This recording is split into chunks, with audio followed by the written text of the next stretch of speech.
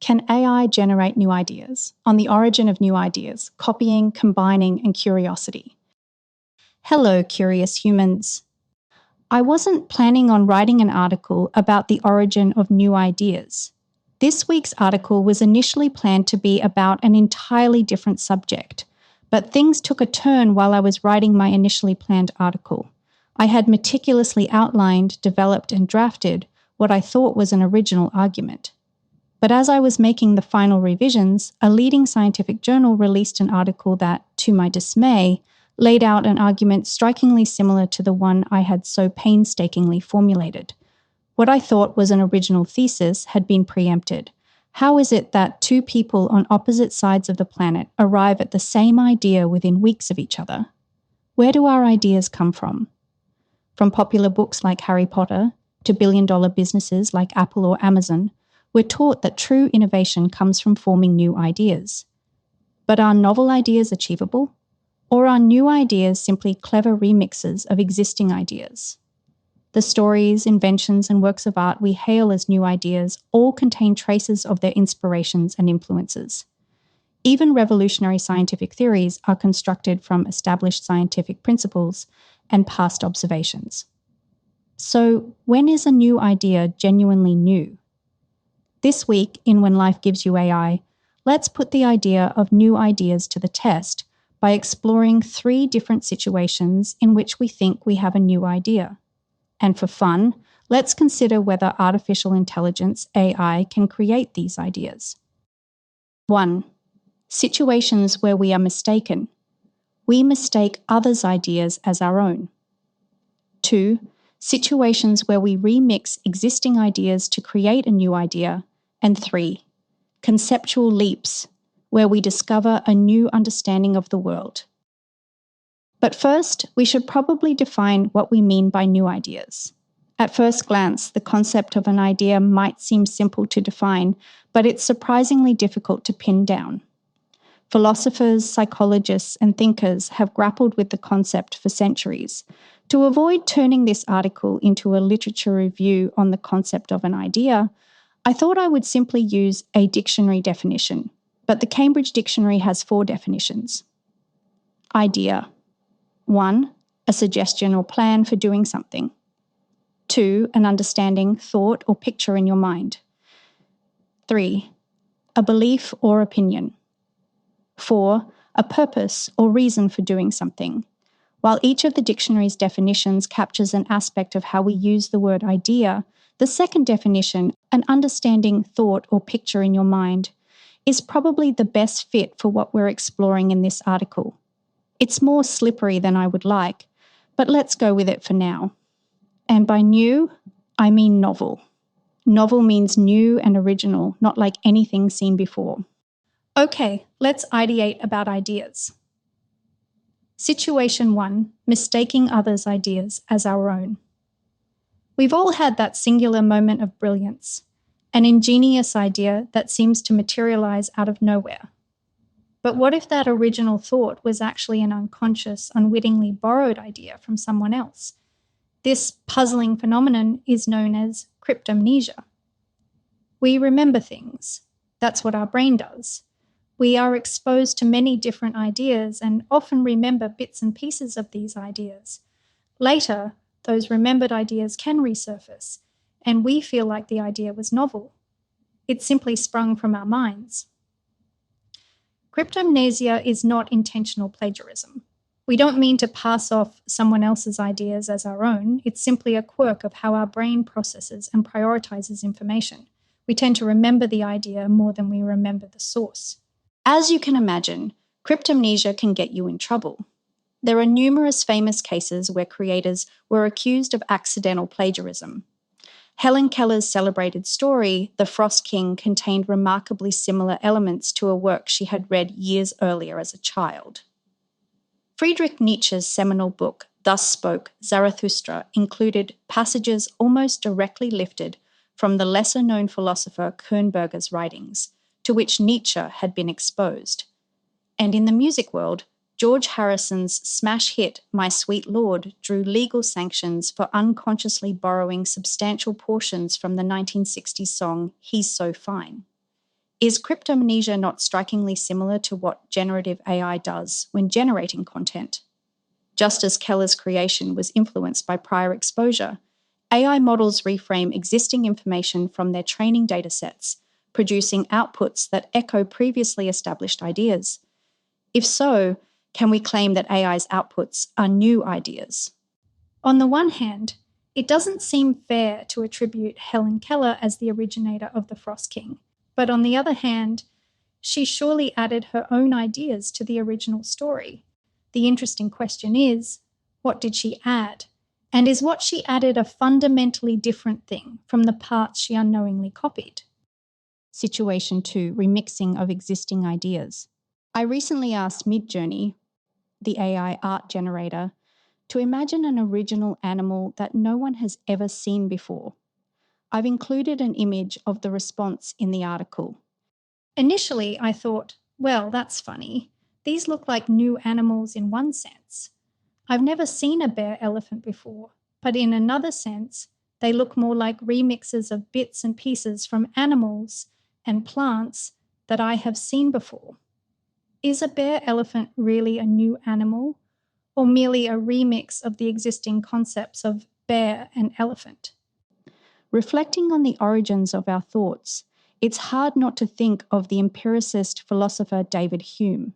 Hume argued that we can only formulate a conceptual combination like bear-elephant because we have previously seen and remembered the ideas of bear and elephant. For Hume, imagined ideas like a bear-elephant simply come from rearranging simple ideas we've acquired empirically. The AI-generated new animals are what Hume would call a complex idea, combining simple ideas the AI has gained during training. Given that Midjourney's training data likely contains many images of animals, plants, and virtually anything that can be photographed or illustrated, Hume would not have been too surprised by the results. Midjourney's imagined creations are statistical remixes of its training dataset's various elements like textures, shapes, concepts, and features. The novelty emerges from remixing those elements, not creating wholly new abstractions from nothing. Hume would likely view Midjourney's outputs as demonstrating the constraints of not only generative AI systems, but also the constraints inherent in human thought. When I first saw Midjourney's response, I felt a bit smug. I assumed I had the uniquely human ability to be creative and imagine a new animal that was independent of my experience of the world. But then I tried to imagine an original animal that no one had ever seen before that was not the remixing of existing animals, and I simply couldn't do it. The only ideas I could come up with were strange combinations of existing animals. I'm not the most creative human, but I tried, and I simply couldn't think of an animal that wasn't the remixing of existing concepts. This article's featured image of an octopus elephant is the peak of my imagination, but a quick Google image search tells me I am not even the originator of this remix. The image below of an octophant is a fantastic creation by the street artist Alexis Diaz, which can be found on Hanbury Street off Brick Lane in London. Generative AI, like large language models, LLMs, and AI art generators, excel at synthesizing and remixing ideas from the datasets on which they've been trained. For example, LLM datasets contain an enormous swath of human knowledge, including literature, scientific papers, websites, and much more. This effectively makes LLMs extremely well read, better read than any human we know. Generative AI potentially has an advantage over humans when it comes to the remixing of ideas simply because of the sheer scale and breadth of information they can synthesize. For example, LLMs easily recombine ideas from millions of books, articles, websites, and other human knowledge artifacts. Their knowledge base easily exceeds what any single human could consume.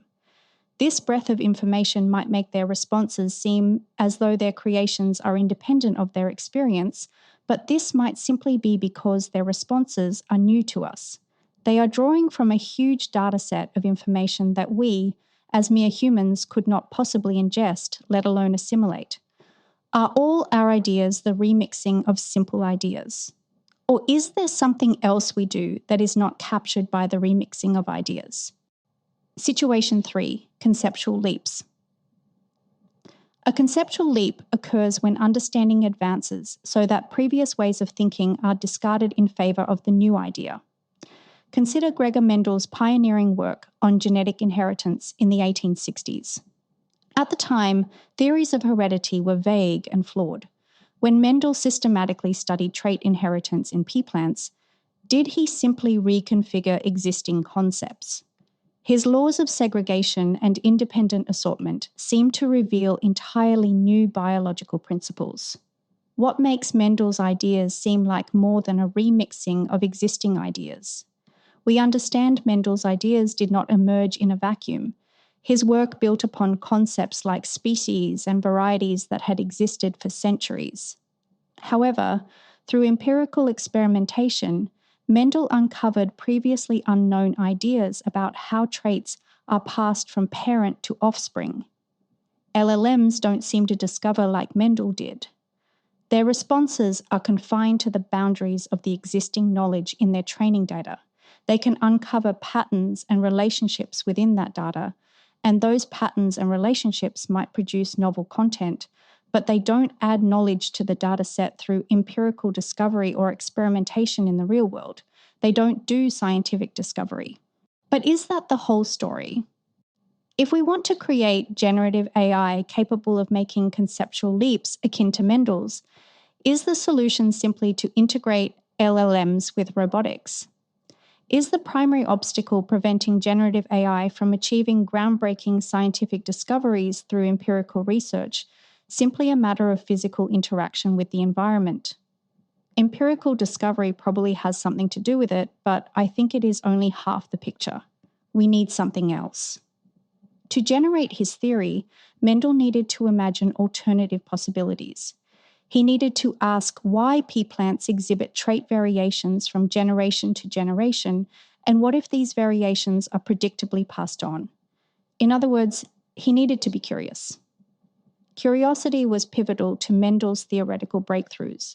His ability to ask why and what if allowed him to explore beyond current understanding. This kind of curiosity, that questions current-day thinking, is what drives not only scientific discoveries, but also creativity. Progress, whether in the sciences, the arts, or any domain of human inquiry, hinges on curiosity. Consider 1905, the year Einstein published his special theory of relativity. Einstein started with a what-if question. What if I could travel at the speed of light? How would the laws of physics apply? At the time, physics was primarily grounded in the theories of classical mechanics that had dominated for centuries. Einstein's curiosity about the behavior of light and time under extreme conditions and his what-if questioning were critical to his discoveries. Asking the right questions can lead to conceptual leaps. Generative AIs aren't motivated to ask why and what if. Curiosity doesn't drive them to explore unknowns and imagine alternative possibilities beyond a user's questions and inquiries. They might seem curious when they find patterns in the data that are new and unique to the user, but they are not the driver of those inquiries. Well, at least not yet. For now, being curious, asking why and what if, might be uniquely human. That isn't to say that Mendel and Einstein might not have benefited from access to LLMs. It's possible that they would have found LLMs helpful tools in their discoveries, and it's conceivable that our most groundbreaking scientific discoveries are ahead of us, as the fusion of human curiosity with generative AI's capacity to synthesize vast amounts of data could lead to unprecedented insights and innovations. But I'm not 100% convinced this is true for reasons I will discuss in an upcoming article. A short note to end this section. I want to be clear that I'm not suggesting we need to acquire new empirical evidence for ideas and conceptual leaps. I think it is possible that conceptual leaps can be made by the remixing of existing knowledge. Indeed, Einstein did not gather new empirical evidence to formulate his special theory of relativity. I do think empirical evidence and conceptual leaps might interplay well, though. If we want our ideas and conceptual leaps to be true ideas about the real world, we will want them to be logically sound and physically possible in the real world. We will want empirical evidence to support our ideas. In many instances, empirical evidence gained through observing and experimenting in the physical world prompts us to rethink old theories and models.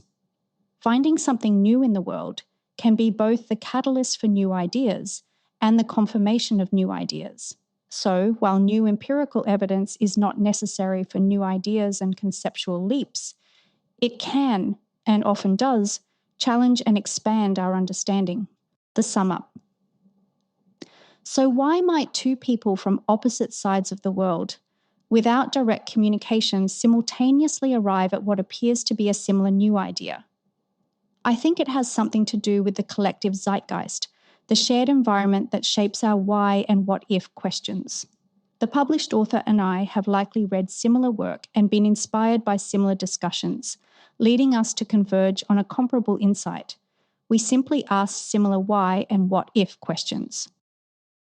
I put my initially planned article on hold because the ideas were so similar to the published article. I don't think that the existence of the published article makes my article now worthless. But as writers, we want to contribute to the world of ideas. We want to say something new. This drive compels us as writers to seek out unique angles and fresh perspectives, even on well-trodden subjects.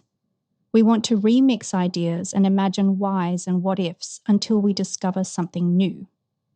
We embrace the challenge of originality, the search for untold stories, unexplored implications, or innovative interpretations that can enlighten, inspire, or provoke thought in our readers. Even in a world rich with knowledge, a curious writer seeks the undiscovered, the gems at the edges of what is known. I will publish my original article, although it won't be the original. I now have a few new why and what if questions to answer. When Life Gives You AI is a reader-supported publication. If you enjoyed this article, please consider becoming a free or a paid subscriber.